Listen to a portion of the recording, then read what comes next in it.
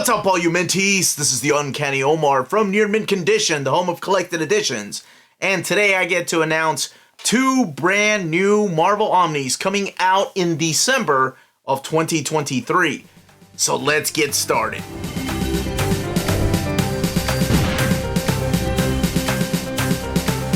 This video is sponsored by Marvel Comics. So thank you to David Gabriel and the folks at Marvel for sending us advance notice of both of these Omnis coming out late this year. That's right, we're looking at December of 2023 for both of these books. But before I go any further, if you don't mind hitting that like button.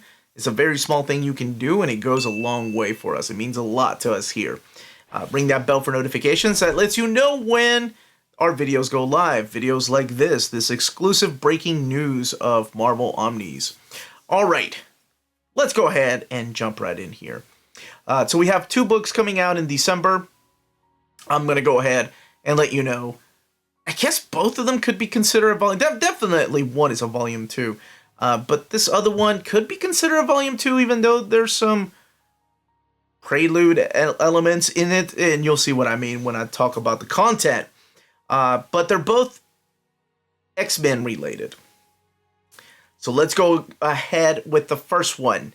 Because coming out, and it's funny because people were asking about these titles, why they weren't added to the first omnibus. Well, here's your answer. Because coming in December is House of M Omnibus Companion. That's right. The House of M Omnibus that came out early this year is getting a companion. So we'll look at the content here in a second, but first let's take a look at that standard edition cover. So this standard edition cover is supplied by Mike Perkins. And I want to say that is the cover to the Civil War House of M. But before we talk about that, let's talk about the content, because that's where we're going to find out what exactly is in this particular omnibus. So this collects Excalibur 8 through 14. Now this is Excalibur, what would be known as Volume 3. So it's after the original Excalibur run by Claremont and Alan Davis. There was a 4-issue miniseries, and then we got this Excalibur, collecting issues 8 through 14 of that series. Again, this is kind of what leads into the House of M, so this works as both a companion and a prelude.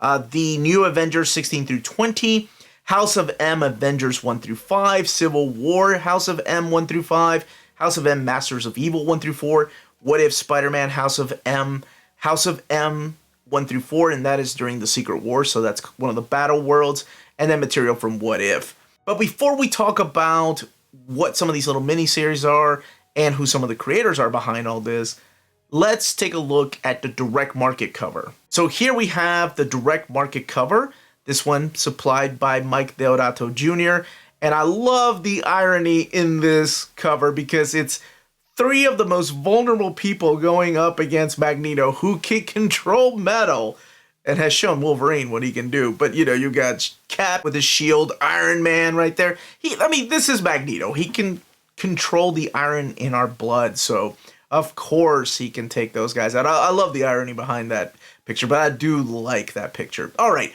so let's talk about some of these little miniseries that we have in here. What is all this? So, back in 2008, Marvel wanted to revisit that House of M storyline. So that's where Christos Gage and Mike Perkins gave us the House of M Avengers, revisiting the formation of those particular characters. And then we had the Civil War House of M, both revisiting a Civil War style story, but set in the world of House of M. And again, that's another miniseries. That one was drawn by Andre DeVito, but it is still Christos Gage writing it. And he teams up with Manuel Garcia for the Masters of Evil. And that's another story that is set in the world of House of M. And there's also the Spider-Man one-shot there. And the House of M War Zones. That's one of the Battle Worlds storyline that during Secret Wars, they gave us all these little pocket universes. And one of the worlds was, of course, House of M. So, it's a very popular story. You knew from time to time people were going to revisit it. That New Avengers story arc, that is called The Collective. And that's in the aftermath of House of M. Immediately following House of M, Brian Michael Bendis wrote this story about this specific energy that is coming and taking down. Well, it took down Alpha Flight, but you'll see when you read it. It's called, I think that's what it was called. It was called The Collective. I believe it was Steve McNiven that drew that one. But it also has the setup to House of M. So in the events of the Avengers Disassembled storyline, without going into spoilers, Magneto takes Scarlet Witch, and this is where he takes her to. You see in the scenes of Excalibur, because this is when Magneto and Professor X were trying to rebuild Genosha. So this is a much welcome addition to the House of M. Now, it does feel more complete, but let's keep going with the next announcement, because I've mentioned that this one is for sure a Volume 2, this one is X-Men related, and, you know, Chris Claremont actually wrote those issues of Excalibur that are in that House of M companion, and he also happened to write this particular omnibus, all of this, as a matter of fact. And finally, I get to announce X-treme X-Men by Chris Claremont, Omnibus Volume 2. So let's take a look at the standard edition cover.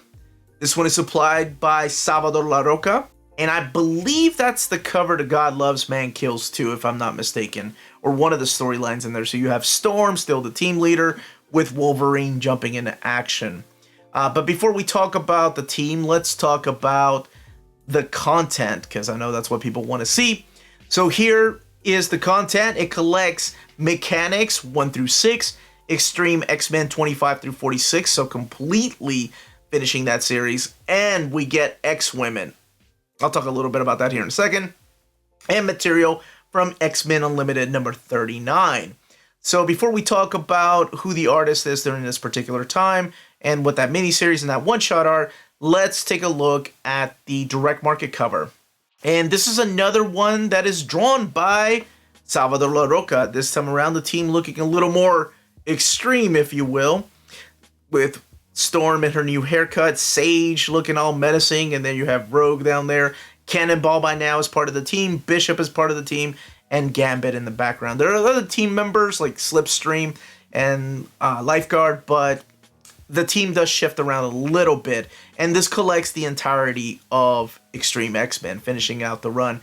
This time around, though, it is Igor Corti that joins on the artwork, and at this time, I think he was also drawing Cable, if I'm not mistaken. But you get Juan Bobillo on the artwork and mechanics, which was a 6-issue miniseries showcasing where Kitty Pryde was during this time. And the ending of the X-treme X-Men really brings back a character that was much needed to come back to the world of the X-Men, and I was so happy with that particular ending. And of course, that led to the return of Chris Claremont on Uncanny X-Men. Now, it is his second return. It's not the stuff that's collected in the Revolution Omnibus, but it is his second return. So I'm happy that it's all collected in here, including the Mechanics miniseries, and the one that really surprised me was the X-Women. That one is drawn by Milo Manara, and it is just some of the most gorgeous artwork with Chris Claremont again writing that particular story. And he also wrote the Kitty Pryde story in that X-Men Unlimited 39. But those are your two announcements for this particular segment. Let me know in the comments down below which covers you prefer, what you're excited to get. Talk about the content, the mapping, and yeah, hit that like button on the way out. Thank you again to David Gabriel and everyone at Marvel for sending us advance notice of these books. Everyone stay healthy and safe out there. Much love.